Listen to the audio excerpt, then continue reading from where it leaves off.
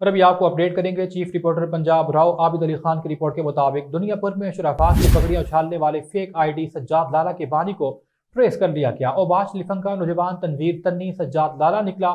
راؤ عابد علی خان کی درخواست پر مقدمہ درج کر لیا۔ لودھرا کی سیاسی سماجی مذہبی شخصیات کی پگڑیاں اچھالنے والا یہ نوجوان، جسے پولیس نے جدید طریقہ ٹیکنالوجی کے ذریعے ٹریس کیا، گزشتہ روز تھانہ سٹی دنیا پور میں S H O city Rana Raees Ali Ansar کی سربراہی میں باقاعدہ انکوائری ہوئی۔